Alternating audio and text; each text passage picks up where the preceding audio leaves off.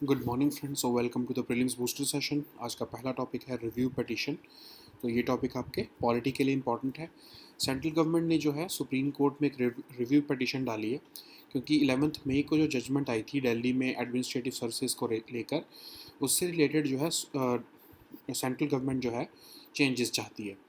तो supreme court के verdict का रिव्यू जो है वो मांगा है सेंट्रल गवर्नमेंट ने, और कहा है कि क्या लेफ्टिनेंट गवर्नर जो हैं चीफ या फिर चीफ मिनिस्टर जो हैं, किसके पास जो है एडमिनिस्ट्रेटिव सर्विसेज की जो है वो पावर होगी। तो दिल्ली गवर्नमेंट को जो है ये पावर दी गई थी 11 मई की जजमेंट में। इसी के लिए ही जो है सुप्रीम कोर्ट में रिव्यू डाला गया है। तो सुप्रीम कोर्ट की जो है आपकी पावर है रिव्यू पिटीशन की, इसके बारे में देखते हैं। तो आर्टिकल 137 कहता है कॉन्स्टिट्यूशन में कि सुप्रीम कोर्ट के पास ये पावर है कि वो अपनी जजमेंट को और ऑर्डर्स को रिव्यू कर सकते हैं। 30 दिन के अंदर अंदर जो है ये रिव्यू पिटीशन फाइल की जानी चाहिए। और कोई अगर फ्रेश एविडेंस अवेलेबल है या कोई ग्रेव एरर्स हैं किसी जजमेंट में, उसको जो है वो करेक्ट करने के लिए जो है रिव्यू पिटीशन जो है वो डलवाई जाती है। अब 1975 में जस्टिस कृष्णा अय्यर ने कहा कि अगर कोई ग्लेयरिंग ओमिशन है, कोई बहुत बड़ी मिस्टेक या ग्रेव एरर रह गया है जजमेंट देते देते वक्त, तब जो है या फिर कोई न्यू इम्पॉर्टेंट मैटर सामने आया है, क्या कोई भी और मिस्टेक या अप्रोच अगर आपको पता लगी है जजमेंट के में सुप्रीम कोर्ट की, तब ये रिव्यू पिटीशन जो है वो फाइल की जा सकती है। अब डेथ पेनल्टी के केसेस के अलावा कोई भी और रिव्यू पिटीशन का केस जो है वो जजेस जनरली अपने चैम्बर में ही सुनते हैं। ओपन कोर्ट में उसकी सुनवाई नहीं होती है। लॉयर्स जो हैं वो रिटर्न सबमिशंस देते हैं और कोई ओरल आर्गूमेंट जो है वो नहीं दिए जाते हैं। ठीक है। जब अगर रिव्यू पिटीशन भी फेल हो जाए तो क्या किया जाता है, फिर ऑफ कोर्स क्यूरेटिव पिटीशन डाली जाती है, ताकि कोई भी मिसकैरेज ऑफ जस्टिस ना हो। अब जो रिव्यू पिटीशन सेंटर ने डाली है वो क्या कह रही है कि आपने जो जजमेंट दी है उसमें national capital territory of Delhi को स्टेट के जो है वो इक्वेट कर दिया है, जबकि दिल्ली जो है वो एक यूनियन टेरिटरी है। 1997 की 9 जज बेंच के डिसीजन ने भी ये माना है कि जो है एनसीटी ऑफ दिल्ली एक यूनियन टेरिटरी है। और ये ऐसी एक यूनिक स्यू जनरस, जिसको आप कह सकते हो, एक ऐसी यूनियन टेरिटरी है जहाँ पर स्टेट लिस्ट और कंकरेंट लिस्ट दोनों ही कंकरेंट है। मतलब यूनियन गवर्नमेंट जो है वो स्टेट लिस्ट पे भी जो है लेजिस्लेट कर सकती है, कंकरेंट लिस्ट पे तो कर ही सकती है ना। तो यूनियन गवर्नमेंट जो है वो दोनों सब्जेक्ट्स के ऊपर जो है वो आपके लॉ बना सकती है। और दिल्ली गवर्नमेंट के पास भी लेजिस्लेटिव और को एक्सटेंसिव एग्जीक्यूटिव पावर है। तो जजमेंट जो है वो इसमें जो है, इस जो 11 मई को जो जजमेंट आई है उसमें फुल फ्लैश स्टेट का स्टेटस दे दिया गया है दिल्ली को सुप्रीम कोर्ट द्वारा। ठीक है। अब जजमेंट जो रिव्यू पिटीशन है वो ये भी कह रही है कि सिविल सर्विसेज जो है वो यूटी में वो सेंटर को बिलोंग करती है। अपॉइंटमेंट ट्रांसफ़र दिल्ली एडमिनिस्ट्रेशन में ऑफ कोर्स वो सेंट्रल रिक्रूटमेंट रूल्स के हिसाब से होती है। तो अगर आप अपनी जजमेंट देखो 11 मई की, उसमें जो है लेफ्टिनेंट गवर्नर जो है उसकी पावर, उनकी पावर्स को जो है डिल्यूट कर दिया गया है। 2018 की भी एक जजमेंट है बीर सिंह वर्सेस जल बोर्ड, उसमें भी जो है ये कहा गया है कि जो सर्विसेज जो है वो दिल्ली में जो क्रिएट की जाती हैं वो सेंट्रल सिविल सर्विसेज हैं। नेक्स्ट हम टॉपिक देखते हैं human pangenome map. Science and tech के लिए इंपॉर्टेंट है। एक रिसेंटली स्टडी पब्लिश हुई है नेचर जर्नल में, जिसमें कि पेंजिनोम रेफरेंस मैप जो है वो प्रेजेंट किया गया है 47 अनआइडेंटिफाइड इंडिविजुअल्स का। कुछ वो individuals Africa, Caribbean, America, east Asia, Europe को बिलोंग करते थे। तो जीनोम पहले तो हम समझ लेते हैं क्या होता है। जीनोम बेसिकली आपके डीएनए का एंटायर सेट ऑफ डीएनए का जो है, जो कि न्यूक्लियस में होता है, उसका एक तरह से एक स्टैंड है। ठीक है। तो जितने भी हमारे न्यूक्लियस में जो हमारे हर सेल में जो हमारे न्यूक्लियस होता है, उसमें जितने भी डीएनए होता है उसको, उसके सारे सेट को हम जीनोम कहते हैं। तो ये हमारी पूरी जेनेटिक इन्फॉर्मेशन जो है वो बताता है। लगभग 23 डिफरेंट स्ट्रिंग्स होते हैं हमारे जीनोम में। और डीएनए जो है वो डबल स्ट्रैंडेड मॉलिक्यूल होता है, जो कि कई बेसिस से, 4 बेसिस से रादर बना होता है। ठीक है। अब जीनोम सीक्वेंसिंग में क्या होता है कि प्रिसाइज ऑर्डर हम इन 4 लेटर्स का देखते हैं या इन 4 बेसिस का देखते हैं कि वो कैसे अरेंज किए हुए हैं। ठीक है। अब एक तरह से अगर हम जीनोम सीक्वेंसिंग करते हैं तो हम ह्यूमन डाइवर्सिटी को जेनेटिक लेवल पर पहचान सकते हैं।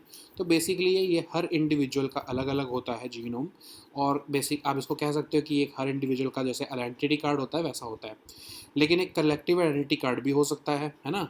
तो सिंगल जीनोम आइडेंटिटी कार्ड भी हो सकता है, जो लोग एक ही एरिया में रह रहे हैं, एक ही रीजन में रह रहे हैं, उन सब का जो जीनोम है वो क्वाइट मैचेबल होगा। ठीक है, ऑफ कोर्स सारा तो मैच नहीं करेगा, बट आपको इतना एक ब्रॉडर आइडिया जो है वो वहाँ के लोगों के जीनोम से पता लग सकता है। अब रेफरेंस जीनोम क्या होता है? रेफरेंस जीनोम जो है वो जेनेटिक इन्फॉर्मेशन एक पर्टिकुलर इंडिविजुअल की या फिर कंसेंसस सीक्वेंस की, मतलब एक एरिया के भी लोगों के भी हो सकता है वो, और उससे हम रीजन्स ऑफ डिफरेंसेस जो है वो पता कर सकते हैं। इसी तरह के एक रेफरेंस जीनोम में 2001 में जब इकट्ठे किए गए थे, उससे साइंटिस्ट को बहुत हेल्प हुआ था कि डिसीज़ जो जेनेटिक डिसीज़ हैं उसको समझने के बारे में। ठीक है, अब पैन जीनोम मैप क्या है? पैन जीनोम मैप बेसिकली आपका जो रेफरेंस जीनोम है वो तो लीनियर सीक्वेंस है, पैन जीनोम एक ग्राफ की तरह होगा, और ये एक कलेक्टिव जेनेटिक इन्फॉर्मेशन देगा आपके पर्टिकुलर स्पीशीज़ या ग्रुप ऑफ रिलेटेड स्पीशीज़ से रिलेटेड। ठीक है, अब जीनोम एक फिक्स्ड एंटिटी तो नहीं है, लेकिन एक पर्टिकुलर रीजन में जो जेनेटिक वेरिएशन है वो of course difference in trait दे सकती है, डिसीज सब्सेप्टेबिलिटी के बारे में हमें बता सकती है, और उस पर्टिकुलर स्पीशीज़ जो है या उस रीजन में उनके बायोलॉजिकल कैरेक्टरिस्टिक्स के बारे में बता सकती है। तो पेन जीनोम मैप इसलिए बहुत इंपॉर्टेंट हो जाता है क्योंकि ये जीनोमिक डेटा हमारे को मल्टीपल इंडिविजुअल्स और स्ट्रेन्स के बारे में बताता है, जिससे कि हम जो है उस पर्टिकुलर रीजन के बारे में बहुत कुछ पता कर सकते हैं। तो रिसर्चर्स के लिए भी हेल्पफुल है क्योंकि उनको पता लगता है कि जेनेटिक डाइवर्सिटी कितनी है विद इन अ स्पीशीज़ भी, है ना, और हम जीनोमिक आर्किटेक्चर भी जो है उस पर्टिकुलर स्पीशीज़ का पता कर सकते हैं। अब अगर हम इंडिया के कंटेक्स्ट में देखें तो जो करंट मैप बनाया गया है, पैन जीनोम मैपिंग की गई है, उसमें इंडियंस का मैपिंग तो नहीं की गई है, लेकिन फिर भी इंडियंस को भी हेल्प होगा कि कैसे जो है कंप्लीट एक तरह से जीनोम रेफरेंस उनको मिल जाएगा जो कि एरर फ्री होगा, और इसमें जो है बहुत सारी बीमारियों के बारे में पता लगेगा कि कैसे जेनेटिक मेकअप से जो है वो डिफरेंट बीमारियां होती हैं। नेक्स्ट हम टॉपिक देखते हैं world health meet, international relations के लिए इंपॉर्टेंट है। पीएम मोदी ने recently 76th world health assembly को जिनीवा में जो है वो एड्रेस किया है। उन्होंने बोला है कि ग्रेटर कोलैबोरेशन की ज़रूरत है हेल्थ और इक्विटी के लिए। ठीक है, तो वर्ल्ड हेल्थ असेंबली जो है वो डिसीजन मेकिंग बॉडी है वर्ल्ड हेल्थ ऑर्गेनाइजेशन की। WHO मेंबर स्टेट्स इसको जो है वो अटेंड करते हैं। हर साल इसको जिनीवा में स्विट्ज़रलैंड में ऑर्गेनाइज़ किया जाता है। अब वर्ल्ड हेल्थ ऑर्गेनाइजेशन आपको पता ही है, यूनाइटेड नेशंस की एजेंसी है, 1948 में बनाई गई थी नेशंस, पार्टनर्स और पीपल को कनेक्ट करने के लिए और टेक्निकल असिस्टेंस देने के लिए कंट्रीज़ को पब्लिक हेल्थ अचीवमेंट्स लाने के लिए। अब जो है ये वर्ल्ड हेल्थ रिपोर्ट एक रिपोर्ट पब्लिश करता है WHO, और एग्जीक्यूटिव बोर्ड होता है इसमें 34 हेल्थ स्पेशलिस्ट का, जो कि एडवाइजरी देता है वर्ल्ड हेल्थ असेंबली के थ्रू। अब एक अगर हम देखें, पीएम मोदी ने WHO global centre for traditional medicine की भी बात की है, तो आपको याद होगा कि लास्ट ईयर ही वो जामनगर गुजरात में WHO द्वारा और खोला गया है। नेक्स्ट हम टॉपिक देखते हैं फिपिक समिट 2023 इंटरनेशनल रिलेशंस के लिए इंपॉर्टेंट है। रिसेंटली पीएम मोदी ने पैसिफिक आइलैंड नेशन लीडर्स के साथ जो है वो फिपिक समिट में पार्टिसिपेट किया है पपुआ न्यू गिनी में। तो ये थर्ड फोरम है, थर्ड मीटिंग थी ये। पोर्ट मॉर्सबे में भी ये मीटिंग जो है वो ऑर्गेनाइज़ की गई थी और पपुआ न्यू गिनी ने इसको होस्ट किया था। इसमें कमर्स, टेक्नोलॉजी, हेल्थ केयर और क्लाइमेट चेंज के बारे में बात की गई है। तो फिपिक बेसिकली एक मल्टीनेशनल ग्रुप है जो कि इंडिया और 14 पैसिफिक आइलैंड नेशंस की जो है वो ग्रुपिंग है। तो 2014 में सबसे पहली बार सुवा फिजी में जो है ये मीटिंग की गई थी, और इंडिया एक सीरियस एफर्ट लेकर जा रहा है कि पैसिफिक रीजन के साथ कैसे कनेक्ट किया जा सकता है। 2015 में फिपिक के लिए ट्रेड ऑफिस भी खोला गया था फिक्की द्वारा इंडिया में। नेक्स्ट हम टॉपिक देखते हैं open network for digital commerce, economy के लिए टॉपिक इंपॉर्टेंट है। यूनियन गवर्नमेंट ने डिसाइड किया है कि वो ONDC को फॉर्मली लॉन्च करेंगे इस साल, ताकि ई कॉमर्स को डेमोक्रेटाइज किया जा सके। तो ONDC आपके बायर्स और सेलर्स को जो है वो ट्रांजैक्शन करने की इजाज़त देता है इर्रिस्पेक्टिव वो किस ई कॉमर्स प्लेटफॉर्म पर है। तो समझ लो आप कोई फ्लिपकार्ट पर अगर कोई सेलर है, लेकिन अब अगर आप ONDC पर जाओगे तो आप चाहे अमेज़ॉन के कस्टमर हो, आप फिर भी जो है वो उस सेलर से जो है वो प्रोडक्ट्स खरीद सकते हो, ठीक है। तो DPIIT जो है का इनिशिएटिव है ये, और इसमें लोकल ई कॉमर्स जो लोकल कॉमर्स जो है वो इनेबल करने के लिए जो है इसको जो है वो इनिशिएट किया गया है। तो पूरे डिजिटल और इलेक्ट्रॉनिक ई कॉमर्स को डेमोक्रेटाइज करने का ये प्रोजेक्ट है। इसमें buyer side apps, seller side apps और लॉजिस्टिक प्लेटफॉर्म्स, इन सब को इकट्ठा किया जा रहा है ताकि पूरे प्रोसेस को डेमोक्रेटाइज किया जा सके, डिजिटाइज किया जा सके और स्टैंडर्डाइज किया जा सके। नेक्स्ट हम टॉपिक देखते हैं बॉन्ड यील्ड। ये भी इकोनॉमी के लिए इंपॉर्टेंट है। गवर्नमेंट ऑफ इंडिया की जो बॉन्ड यील्ड हैं वो लो होने वाली हैं बिकॉज RBI जो है वो हाई वैल्यू करेंसी नोट्स जो है वो विड्रॉ कर रहा है। तो ऑफ कोर्स गवर्नमेंट के पास जब बहुत पैसा आ जाएगा, गवर्नमेंट का इंटरेस्ट जो है वो नहीं रहेगा to issue more money to issue more bonds. जब ज़्यादा बॉन्ड्स नहीं आएंगे तो ऑफ कोर्स इंटरेस्ट रेट्स जो है वो कम होने लगेंगे, मतलब आपकी जो बॉन्ड यील्ड कम होने लगेगा। तो बॉन्ड क्या होता है पहले तो ये समझ लेते हैं। बॉन्ड बेसिकली एक लोन लिया है आपसे सरकार ने, जिसको आप बोरोवर कह सकते हो। एक इन्वेस्टर से, आप जैसे इन्वेस्टर से लोन लिया है सरकार ने, और आपको in return regular interest payments दी जाती हैं। अब बॉन्ड यील्ड क्या होती है? बेसिकली जो आप रिटर्न एक्सपेक्ट कर रहे हो हर साल, उसको आप बॉन्ड यील्ड कहते हो। अब ये देखो कि समझ लो सरकार ने बोला कि 100 रुपये के बॉन्ड पर हम 5 रुपये की पेमेंट किया करेंगे हर साल। 5 रुपये मतलब उसका कूपन पेमेंट्स है जिसको आप इंटरेस्ट इनकम भी कह सकते हो। तो अगर तो बॉन्ड जो है उसको जब आप मार्केट में ट्रेड करोगे, तो अगर उसकी आप कीमत बढ़ती है, बॉन्ड की प्राइस की कीमत बढ़ती है, आपसे कोई 105 रुपये में लेने को तैयार है वो 100 रुपये का बॉन्ड, तो उसके लिए क्या हुआ, बॉन्ड यील्ड कम हो गई, क्योंकि उसने आपसे 105 रुपये में लिया और उसको तो 5 रुपये की ही पेमेंट मिल रही है। पहले वो 100 रुपये में 5% कमा रहा था, क्योंकि 5% पहले आप जैसे इन्वेस्टर 100 रुपये पर 105 रुपये पर ईयर कमा रहे थे, तो आपको 5% का बॉन्ड यील्ड था। लेकिन अब वो 105 रुपये में खरीद कर 5% कमा रहा है, तो अब वो लगभग 4 पॉइंट समथिंग की उसको यील्ड हो गई, ठीक है। तो मतलब क्या हुआ इसका, प्राइस जब बढ़ेगा बॉन्ड का तो यील्ड कम हो जाएगी, ठीक है। प्राइस और यील्ड एक तरह से इन्वर्सली रिलेटेड है। प्राइस बढ़ेगा तो यील्ड कम हो जाएगी, यील्ड अगर बढ़ रही है तो प्राइस ऑफ कोर्स इसका मतलब कम हो रहा है बॉन्ड का, है ना। तो ऐसे ही हम देखते हैं। अगर आपको क्वेश्चन आएगा इस पर, ऑफ कोर्स इकोनॉमी के लिए आपको बहुत इंपॉर्टेंट ये टॉपिक है, आपको इसके ऊपर ये क्वेश्चन आ सकता है, तो आपको ये समझना पड़ेगा। नेक्स्ट हम टॉपिक देखते हैं मछलीपट्टनम पोर्ट। ये भी इकोनॉमी के लिए इंपॉर्टेंट है। आंध्र प्रदेश के CM जो है उन्होंने मछलीपट्टनम पोर्ट जो है कंस्ट्रक्शन वर्क्स को इनाग्रेट करने का डिसाइड किया है कृष्णा डिस्ट्रिक्ट में। ये एक डीप सी पोर्ट है, बे ऑफ बंगाल में बनाया गया। मछलीपट्टनम जो है डिस्ट्रिक्ट हेडक्वार्टर्स है कृष्णा डिस्ट्रिक्ट का। इसको स्टेट गवर्नमेंट ने डेवलप किया है लैंडलॉर्ड मॉडल पर, और Machilipatnam port development corporation limited के जो है द्वारा इसको इम्प्लीमेंट किया जा रहा है। 35 मिलियन टन्स की इसकी कैपेसिटी है, और यहाँ से ही आंध्र प्रदेश और तेलंगाना जो है वो अब एक्सपोर्ट किया करेंगे फर्टिलाइजर्स, कोल, कुकिंग ऑयल, कंटेनर्स और बहुत सारी आइटम्स का। अब लैंडलॉर्ड पोर्ट मॉडल क्या होता है? बेसिकली एक पब्लिकली गवर्नड पोर्ट जो अथॉरिटी है, जो कि लैंडलॉर्ड होती है, और प्राइवेट कंपनीज़ को जो है वो ऑपरेशंस दे देती है कि वो पोर्ट ऑपरेशंस करें, ठीक है। तो इसमें ओनर्स कौन है? Public authority.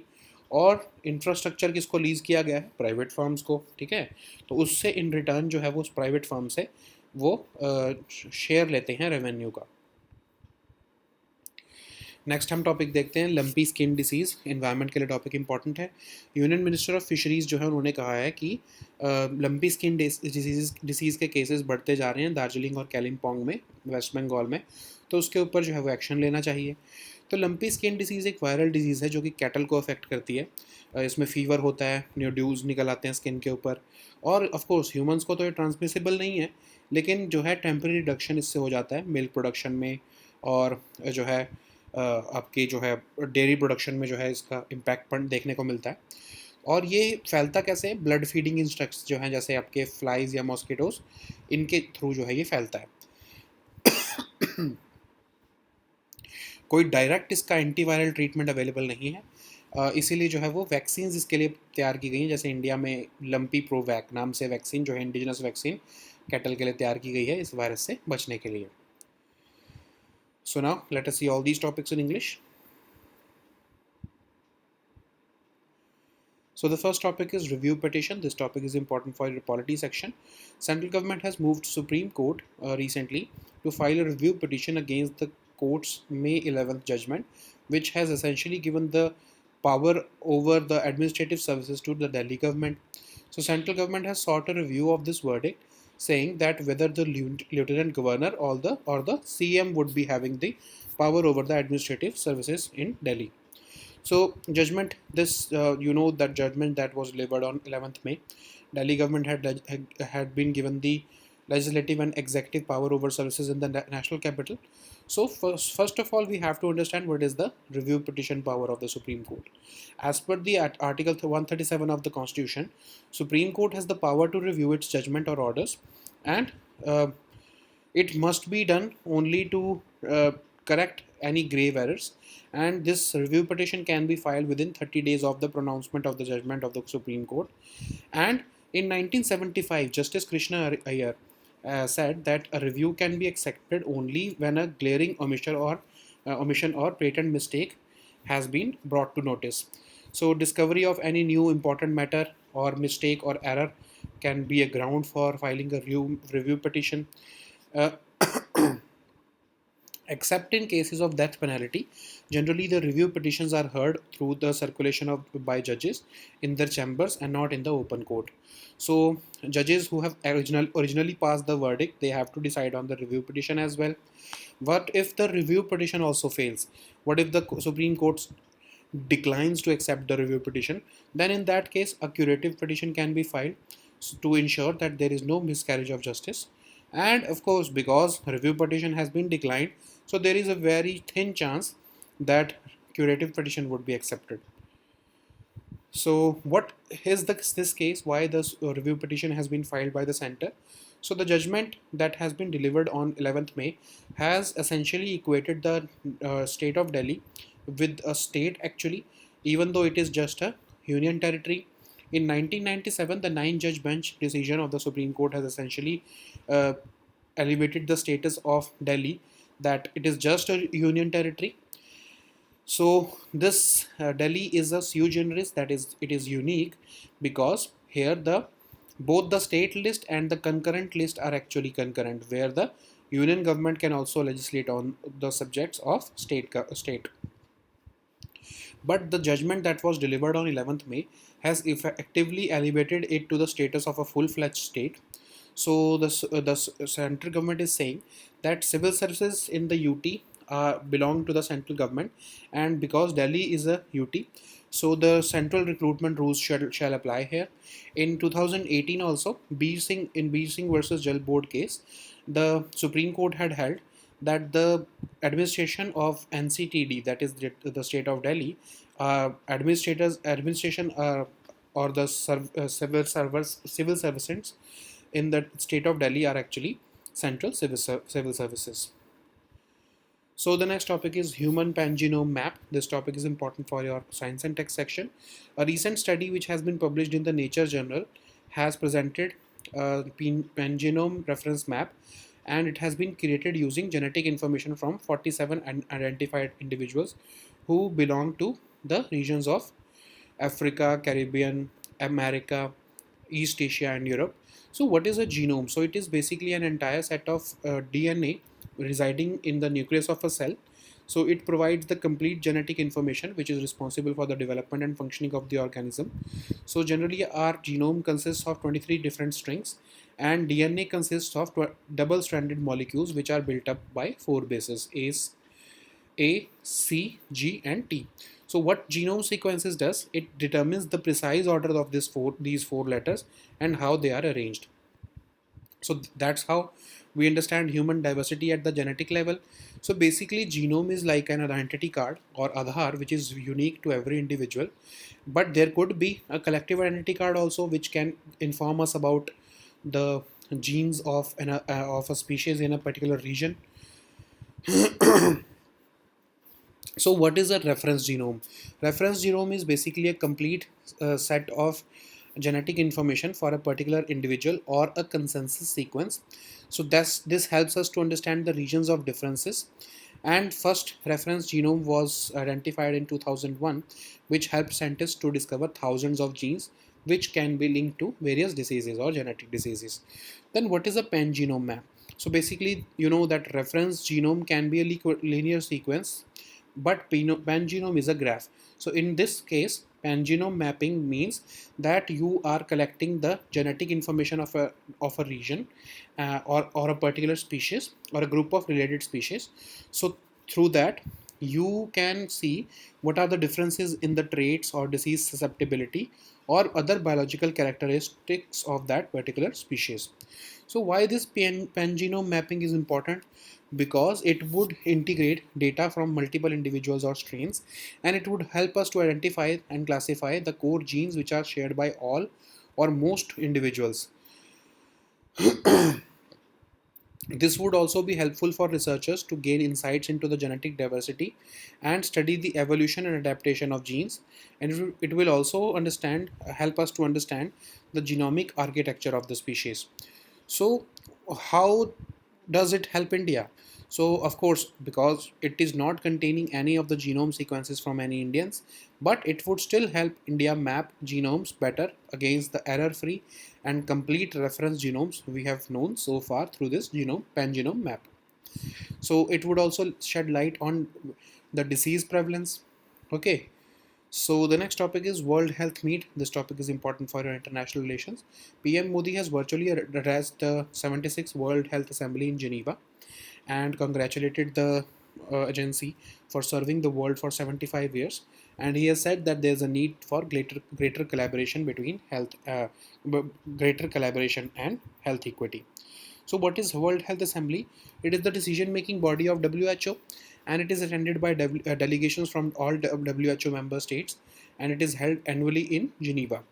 What is WHO? WHO is a specialized UN agency which connects nations, partners, and people. It provides technical assistance to countries, and it plays a leading role in several public health achievements. Its publication is the World Health Report.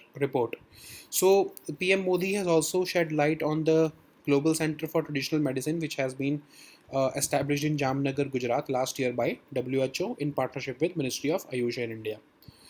So the next topic is FIPIC Summit 2023. This topic is again important for your international relations. Recently, PM Modi has met with the Pacific Island nation leaders on sidelines of FIPIC Summit in Papua New Guinea, and this has been held at Port Moresby, hosted by the Papua New Guinea. And the discussions included several topics like commerce, technology, healthcare, and climate change. Then what is FIPIC? FIPIC is basically the Forum for India Pacific Islands Cooperation. It's a multinational grouping which involves India and other 14 Pacific Island nations. The first meeting of it was held in 2014 in Suva, that is in Fiji.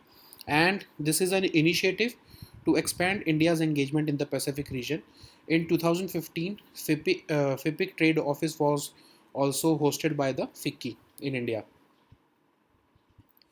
So the next topic is open network for digital commerce. This topic is important for your economy section. So Union government is looking to formally launch the ONDC this year to democratize e-commerce. So this is an open source network which will enable buyers and sellers to transact with each other irrespective of the e-commerce platform in which they are registered. So for example, if you are an Amazon customer but you want to buy something from Flipkart, a seller from Flipkart, we would be able to do it through the ONDC because it would enable cross platform transactions. So basically, you are enabling local commerce so that they can be discovered and engaged by any network enabled application. So this is an initiative of DPIIT, and it would consist of buyer side apps, seller side apps, and even logistic platforms which handle these deliveries. So the aim is to democratize the electronic commerce and digitize the entire value chain while standardizing the operations. So the next topic is bond yield. This topic is again important for your economy section. So Indian government bond yields are set to open lower after RBI's decision to withdraw highest value currency notes or the 2000 rupee notes. So what is a bond? Bond is basically a loan which has been taken by the borrower, in this case the government, from an investor, that is you, and in return for regular interest payments. So bond yield is basically the interest or the income that an investor expects each year uh, to receive. So it partially depends on the coupon payments, which refers to the periodic interest income that the government is willing to pay to the coupon holder or to the bond holder. And the bond yield and the price of the bond are inversely related. For example, you have purchased a government bond worth rupees 100 from the government, and government has said that we are going to give you 5% per year. So 5 rupees you would be getting over an investment of 100 rupees. So for you the bond yield is 5 rupees, or I'm sorry, 5%. But if you trade it into the market, then perhaps another investor is willing to buy that bond in 105 rupees. For that investor, the bond yield has gone down, because for an investment of 105 rupees, he is getting 5%. I'm sorry, 5 rupees from the government, because now it has changed the hands. So for that person, the bond yield would go down to about 4 point something. Okay, so as the price of the bond is going up, the bond yield is going down. So they have a inverse relationship. So the next topic is Machilipatnam Port. This topic is again important for your economy section. Andhra Pradesh CM will inaugurate the Machilipatnam Port construction works in Manginapudi district, Manginapudi in Krishna district. So this is Machilipatnam Port is a proposed deep sea port in the coast of Bay of Bengal, which will be, and it will be located at Machilipatnam, which is the district headquarters of Krishna district. This port is developed by the state government under the landlord model, and this project is being implemented by Machilipatnam Port Development Corporation Limited. So this will allow Andhra Pradesh and Telangana to export fertilizers, coal, cooking oil, container, etc. What is a landlord port model? So in this model, the publicly governed port authority acts as the regulatory authority, but it transfers the port operations to a private company. So this infrastructure is leased to the private firms in return for share of revenue from the private entity. That's what is the landlord port model. So the next topic is lumpy skin disease. This topic is important for our environment section. Union Minister of Fisheries has directed prompt action on reports of rising cases of lumpy skin disease from the livestock of Darjeeling and Kalimpong districts of West Bengal. What is lumpy skin disease? It is a viral disease which affects cattle, and it is characterized by fever, nodules on the skin. It is not transmissible to humans, but it can affect the dairy production. It can temporarily reduce the milk production, and it is transmitted by the blood feeding insects like flies and mosquitoes. Currently there is no direct antiviral treatment, but there is a vaccine. In fact, there is an indigenous vaccine, Lumpy Provac, which was made last year by Indian government in partnership with the research agencies. So it can be used to control disease transmission. So these were our topics for today. We'll meet next time with new topics. Until then, goodbye and take care.